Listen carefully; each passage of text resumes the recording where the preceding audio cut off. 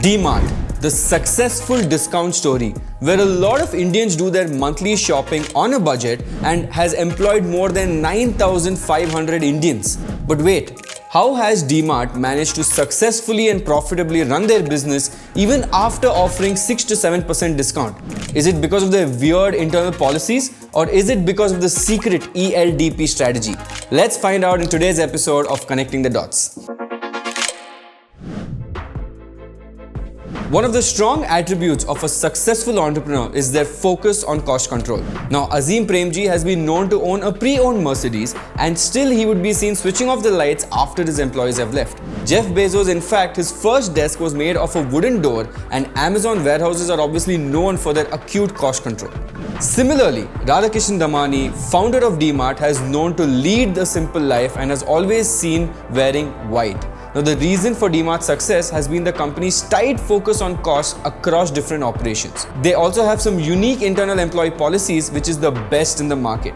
Now, we will also find out how he competes with big players like Tata's, the Reliance, Walmart, and many more. But first, let's understand his humble story. Radhakishan Shivkishan Damani was raised in a Marwari family in a single-room apartment in Mumbai. He dropped out of college while pursuing BCom from the University of Mumbai.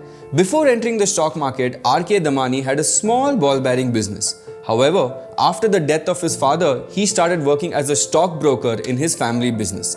Now, he made profits by short-selling stocks that were inflated by illegal means of Harshad Mehta scam in the 1990s. Now, in fact, Damani was reportedly the largest individual shareholder of HDFC Bank after it went public in 1995. In 1999, he actually operated a franchise of Apna Bazaar, a cooperative department store in Nerul, but was unconvinced by its business model.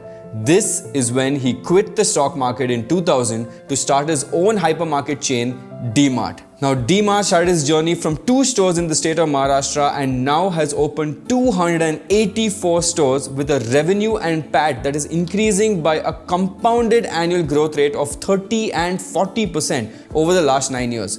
Now, DMart went IPO in March 2017 at an issue price of 300, and the stock is currently trading at 3,700 with an increase of more than 1,000% in the last 4 years. Now, let's understand more about what makes DMart so unique. First, we need to understand how Radhakishan Damani's conservatism has helped DMart cross the 2 lakh crore market cap value for DMart.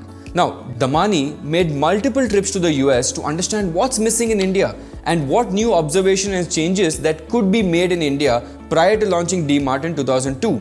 Now, he went to study Walmart founder Sam Walton's retail philosophy of offering EDLP, which is everyday low price, and EDLC, which is everyday low cost business model for its customers.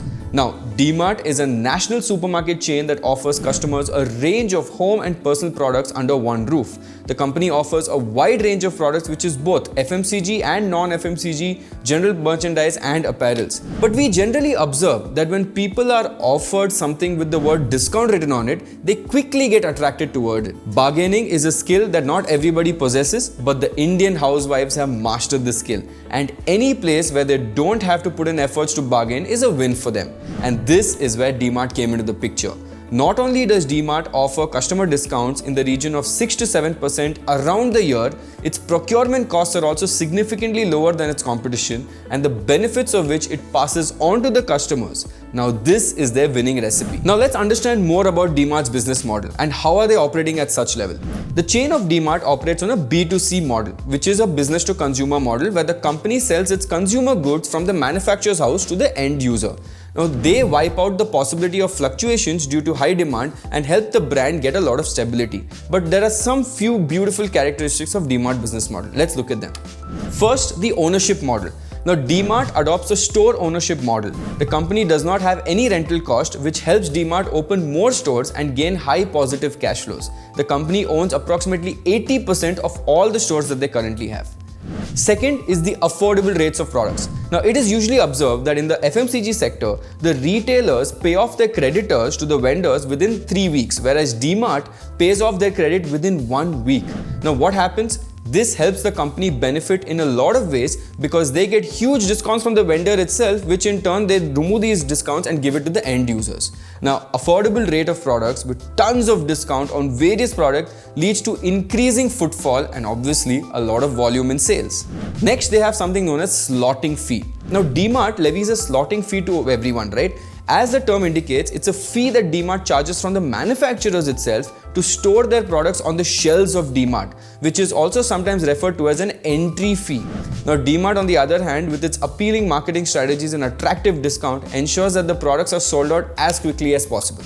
Now, who are the target customers? DMart's target customers are the middle class groups and the lower middle class groups. Those who often want to buy low cost goods that come with hefty discount but also are of good quality. Now, this makes DMart attract an extensive customer base that many other retailers out there. Now, looking at their operating strategy, contrary to their peers and rivals, DMart has always stuck to their own stores and deliberately avoided malls. You will not see DMart in malls, which might have happened otherwise, because if they go to malls, they will risk the overall sales of the company and increase their expenditure, which is rental expenditure. One other thing is that DMart attracts low marketing cost because the main marketing strategy of DMart is actually word of mouth. But underlying all of these secret strategies that Damani learned from Walmart, there is one secret strategy which is called EDLP, and we will understand what that is. Now, EDLP stands for everyday low price. This essentially it means that the retailer will provide the lowest price on an assortment of items on a daily basis. Now, this contrasts to the strategy generally followed by other retail players or e-commerce players, where they have certain flash deals or big billion day sales and price becomes normal after the discount period. But EDLP is known to generate more customer loyalty and is also known to make customers spend more when they're inside the store. Now, how did DMart replicate this successfully, right? They have something called as high inventory turnover. Now, DMart strives to have an inventory turnover that does not exceed more than 30 days, while competition have an average turnover time of 70 days. This basically means that DMart can get their product off the shelves in less than 30 days, which helps them save a lot of cost, and they maintain the unsold inventory and storage cost as well. Now, they also have a wide array of stock keeping units. The DMart shelves only have leading brands and their own private brands, which again enable fast turnaround and fast sales.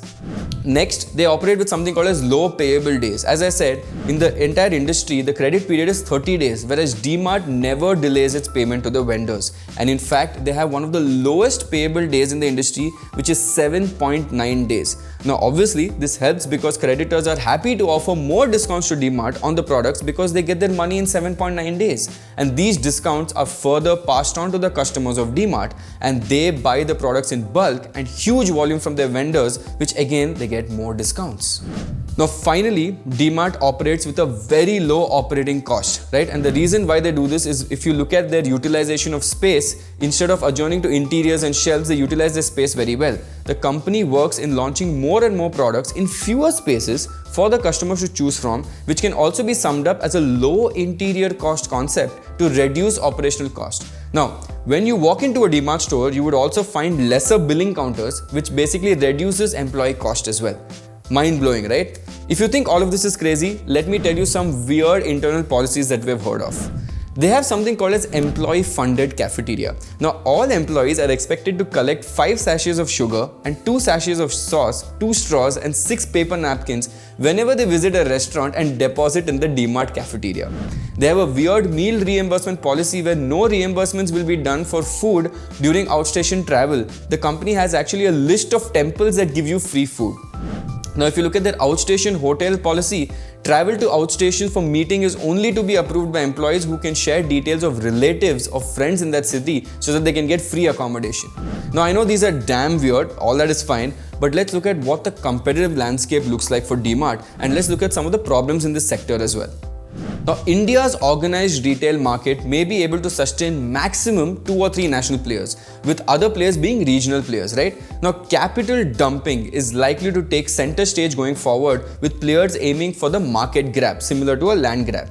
Now, global and domestic retailers like Amazon, Walmart-backed Flipkart, and Reliance Retail have significantly strengthened their war chest for investments in supply chain, fulfillment capabilities, and pricing, right? Now, an inkling of this can already be seen in reducing the pricing arbitrage of DMart over the biggies. Now, if you look at grocery is going to be the focal point or the key point with one of the highest velocities of daily transactions for all players who have super app ambitions. Now, industry is expected to see a brutal competition in this space. Now, finally, in an era where e-commerce has gained huge momentum, operating a brick and mortar retail store can be a very daunting task in itself, and DMart has done that. Now, offline retailers need to offer excellent value propositions to attract their customer base and keep them loyal. Now, DMart has also recently made strides into e-commerce through its DMart Ready. Its offline presence still commands a lion's share of revenue. Now, offering the wildest assortments of products, the success of DMart can clearly be attributed to the unique strategy that focuses on maximizing customer value. Now, if you like this business breakdown of DMart, do let me know in the comments below what other company would you like me to break down as well. And if you like this, please click on the like button, share, and do subscribe the channel as well. This is me, Shashank Goduppa, signing off. Take care. See you. Bye.